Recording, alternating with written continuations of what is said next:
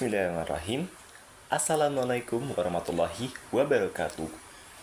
Kami dari kelompok 7 akan mempresentasikan hasil dari diskusi kami terkait pemanfaatan proses pembelajaran dengan memanfaatkan teknologi pembelajaran berbasis website.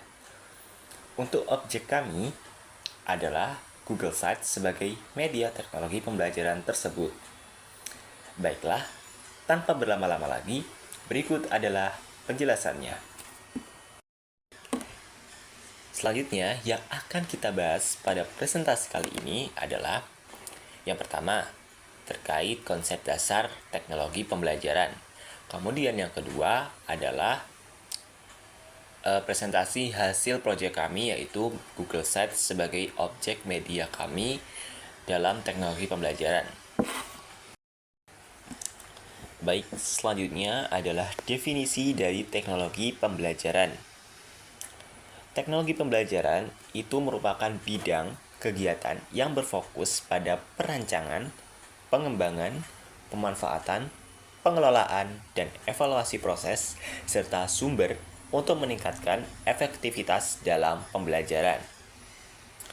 Nah, teknologi pembelajaran itu tidak hanya mencakup penggunaan alat digital saja, tetapi juga mencakup pendekatan pedagogis yang inovatif dalam pembelajaran. Nah, menurut Association for Education Communication and Technology atau AECT, teknologi pembelajaran adalah studi dan praktek etis dalam memfasilitasi pembelajaran dan meningkatkan kinerja dengan menciptakan, menggunakan, serta mengelola proses dan sumber teknologi yang tepat. Selanjutnya adalah konsep dasar dari teknologi pembelajaran. Yang pertama adalah desain instruksional.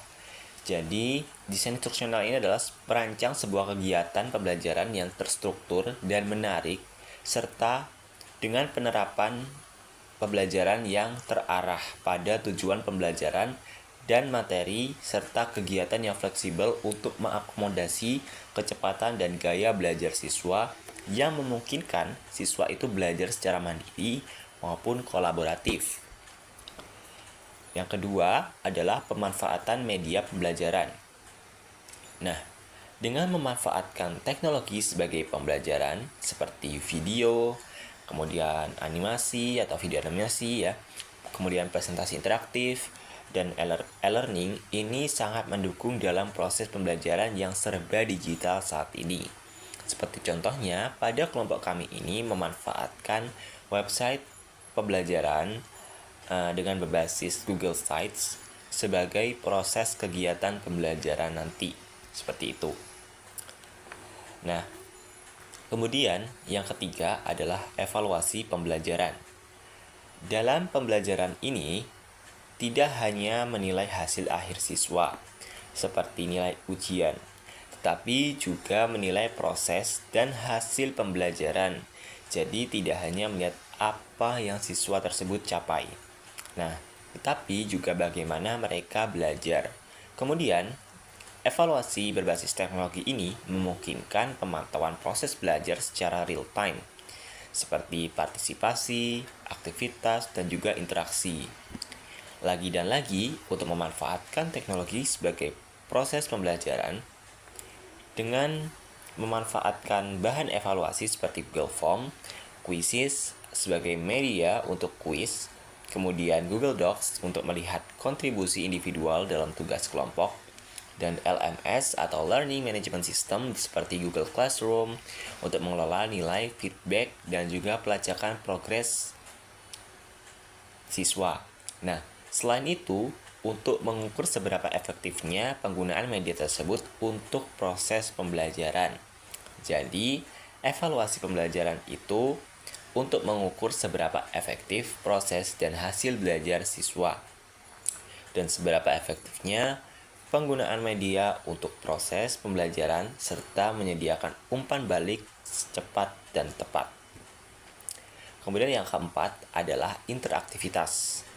Nah, interaktivitas dalam pembelajaran di sini itu berbasis teknologi yang mana itu mengacu pada keterlibatan aktif peserta didik dalam proses belajar.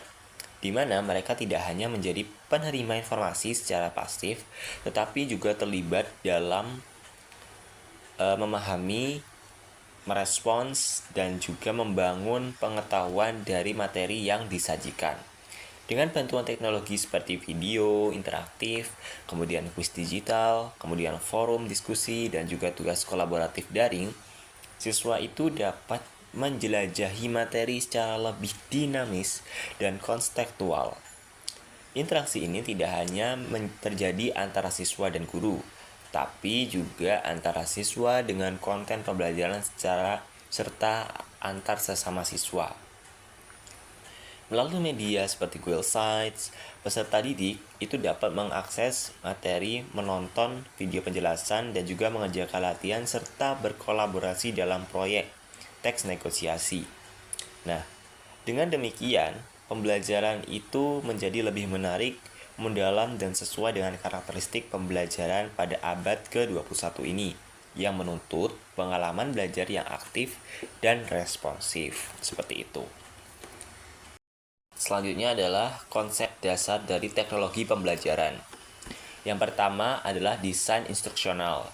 Jadi, desain instruksional ini adalah perancang sebuah kegiatan pembelajaran yang terstruktur dan menarik, serta dengan penerapan pembelajaran yang terarah pada tujuan pembelajaran dan materi, serta kegiatan yang fleksibel untuk mengakomodasi kecepatan dan gaya belajar siswa yang memungkinkan siswa itu belajar secara mandiri maupun kolaboratif. Yang kedua adalah pemanfaatan media pembelajaran.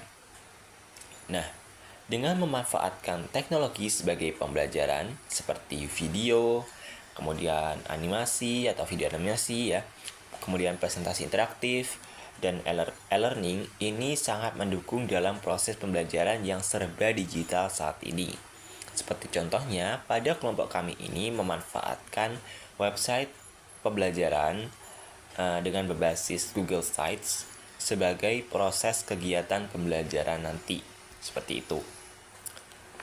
Nah, kemudian yang ketiga adalah evaluasi pembelajaran.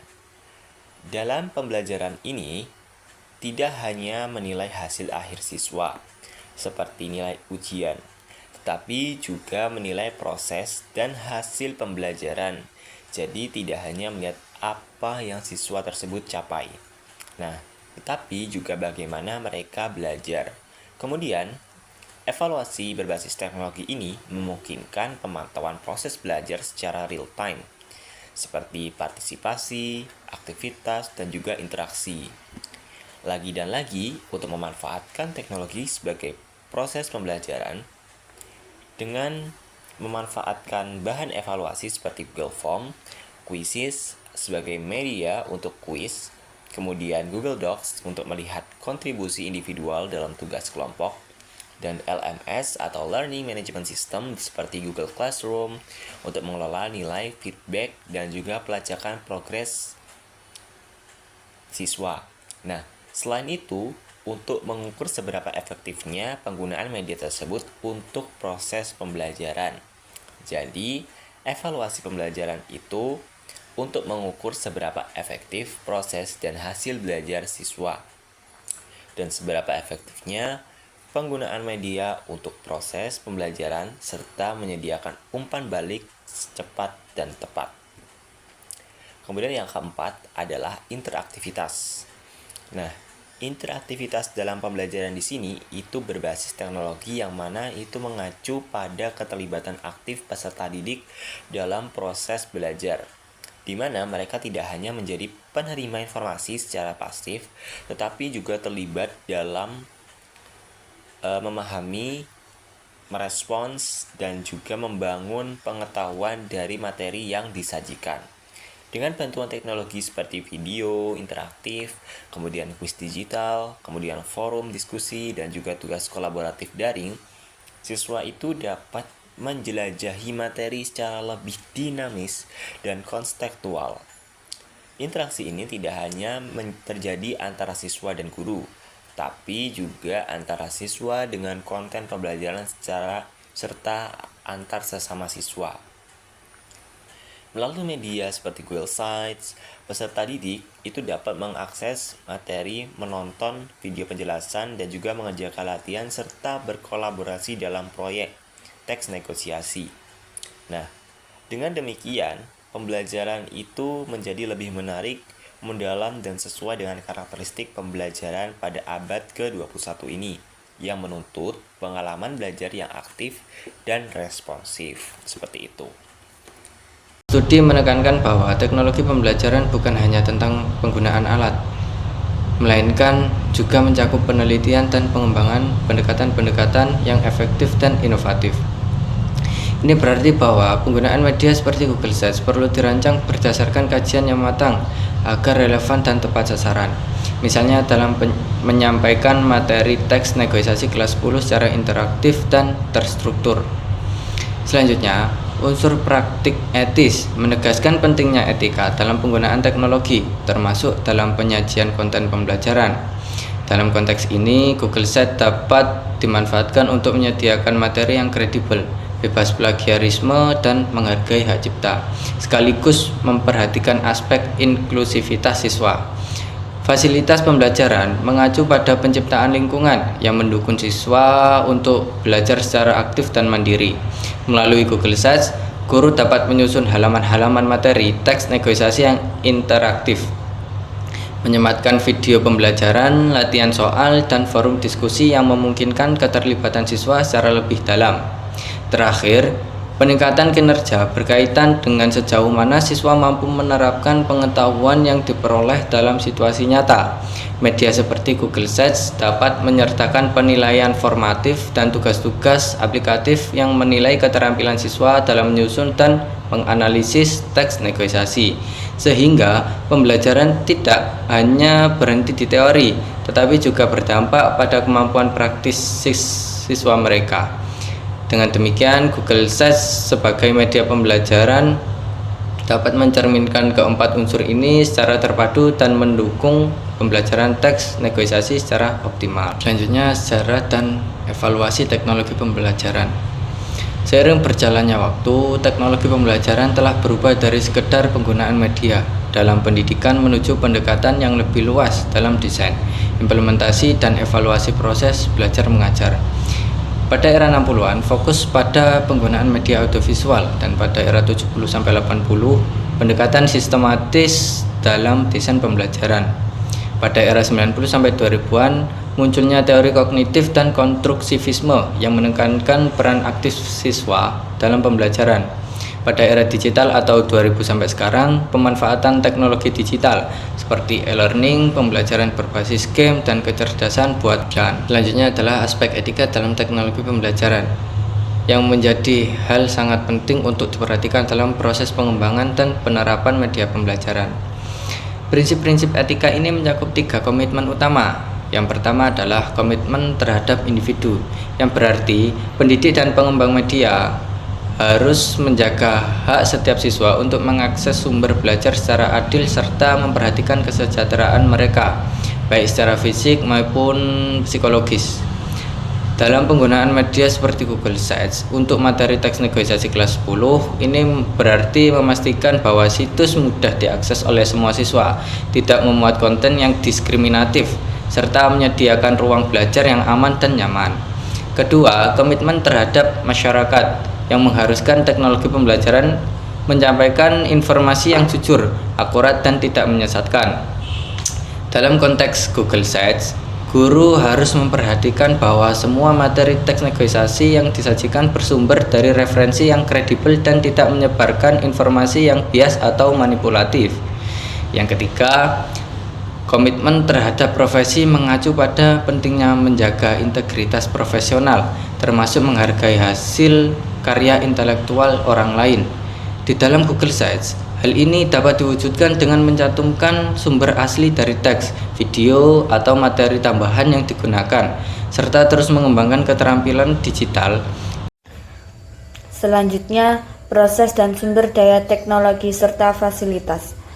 Fokus pada proses dan sumber daya teknologi, media, perangkat lunak, dan sistem pembelajaran, seperti Proses teknologi berupa desain instruksional, pengembangan kurikulum, dan evaluasi pengembangan dan evaluasi pembelajaran. Selanjutnya, sumber daya teknologi berupa media seperti gambar, video, dan audio, perangkat lunak edukatif, yakni Learner Apps, LSM, dan mobile dan Google Classroom. Dalam teknologi pembelajaran, perhatian utama tidak hanya tertuju pada hasil pembelajaran, tetapi juga pada proses dan sumber daya yang digunakan dalam mendukung terciptanya pengalaman belajar yang efektif. Proses teknologi meliputi perancangan instruksional yang sistematis, pengembangan kurikulum yang relevan, serta evaluasi pembelajaran yang berkelanjutan untuk memastikan ketercapaian tujuan belajar. Dalam konteks media pembelajaran Google Sites untuk materi teks negosiasi kelas 10, proses ini tampak dalam bagaimana guru menyusun struktur materi, menyiapkan langkah-langkah pembelajaran, serta menyediakan ruang evaluasi melalui kuis daring atau tugas relatif. Selanjutnya, fasilitas, yakni berupa fasilitator yang menyediakan sumber belajar, pembimbing yang mendesain kegiatan belajar sesuai konteks dan kebutuhan siswa, pemantik yang mendorong siswa mengeksplorasi. Dalam pelaksanaannya, guru berperan sebagai fasilitator yang menyediakan akses ke sumber belajar yang kaya dan menarik. Pembimbing yang merancang aktivitas belajar sesuai dengan konteks serta karakter siswa kelas 10, dan juga sebagai pemantik, yaitu mendorong siswa untuk aktif mengeksplorasi topik teks negosiasi, misalnya melalui diskusi kelompok atau simulasi negosiasi yang terpadu melalui konten di Google Sites. Dengan demikian, Google Sites bukan sekedar media penyampaian informasi, tetapi menjadi platform pembelajaran yang mengintegrasikan proses teknologi, sumber daya, serta peran aktif guru dalam membentuk pembelajaran yang bermakna. Selanjutnya, untuk penerapan Google Sites sebagai pemanfaatan teknologi pembelajaran dalam proses kegiatan belajar mengajar. Google Sites adalah platform pembuatan situs web gratis dari Google yang memungkinkan penggunaannya termasuk guru dan siswa untuk membuat halaman web dengan mudah tanpa harus memahami pemrograman. Dengan antarmuka yang sederhana dan terintegrasi langsung dengan berbagai layanan Google lainnya seperti Google Docs, Slide, Form, dan Drive. Google Sites menjadi media yang sangat cocok untuk menunjang kegiatan pembelajaran. Dalam konteks pendidikan, Google Sites dapat dijadikan ruang digital untuk menyusun materi, menyampaikan tugas, menyimpan sumber belajar, dan menjadi portal utama komunikasi akademik antara guru dan siswa. Di dalam Google Sites terdapat fitur penerapan dalam proses pembelajaran. Yang pertama, menyusun materi. Guru dapat menampilkan teks, gambar, video, dan tautan materi ajar secara urut. Kedua, tugas dan evaluasi. Tautan ke Google Form, Google Docs, atau Google Classroom untuk tugas dan kuis. Ketiga, interaktivitas. Kolom komentar, link kolaborasi, dan penilaian otomatis. Keempat, aksesibilitas. Siswa dapat mengakses situs kapan saja dan di mana saja melalui perangkat apapun. Kelima, kolaborasi. Siswa dan guru dapat mengerjakan dokumen bersama secara daring, yakni real time. Google Sites menyediakan berbagai fitur yang sangat mendukung pembelajaran. Guru dapat menyusun materi pelajaran secara terstruktur, menambahkan teks, gambar, video pembelajaran, hingga presentasi dalam satu halaman yang mudah diakses. Situs ini juga memungkinkan guru menautkan berbagai bentuk evaluasi pembelajaran seperti kuis menggunakan Google Form atau tugas di Google Docs. Dengan fitur kolaboratifnya, siswa dapat mengerjakan proyek atau tugas kelompok secara daring. Google Sites juga memungkinkan guru mengatur konten berdasarkan topik untuk per minggu, membuat navigasi pembelajaran lebih jelas dan rapi. Selanjutnya yaitu efektivitas penggunaan Google Sites dalam pembelajaran. Yang pertama yaitu mempermudah penyampaian materi secara digital dan terstruktur. Yang kedua, menyediakan sumber belajar mandiri bagi siswa. Yang ketiga, mendukung pembelajaran diferensiatif dan berbasis proyek. Yang keempat, meningkatkan motivasi belajar siswa karena penggunaan media yang menarik.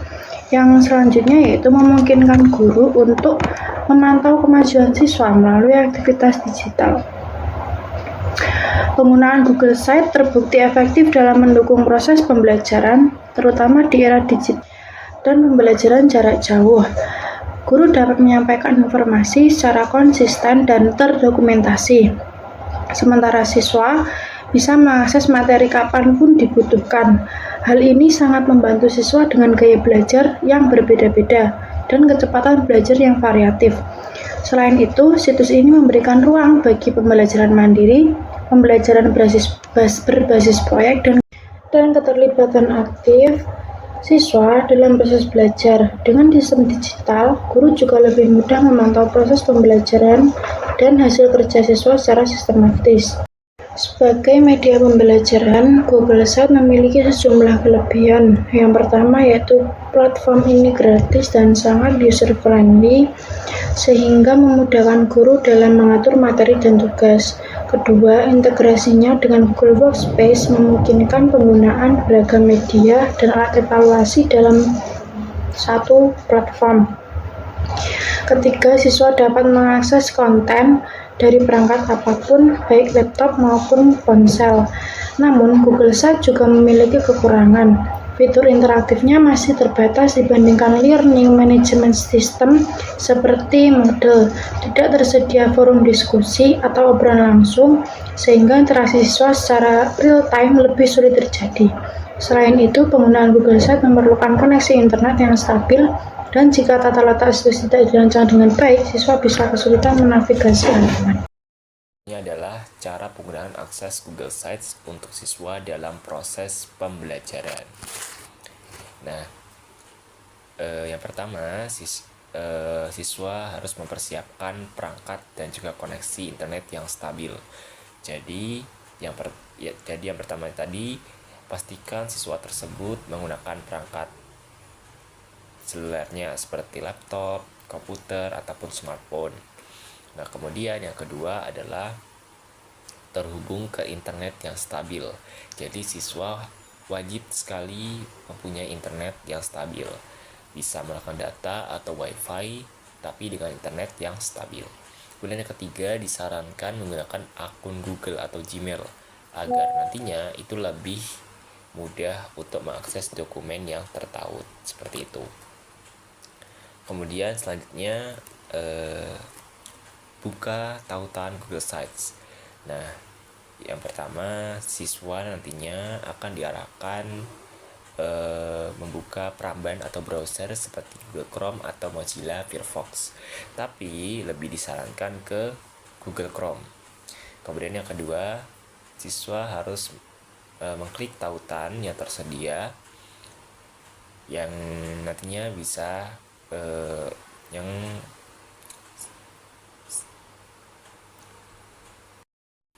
kemudian selanjutnya adalah siswa bisa mengklik tautan berikut.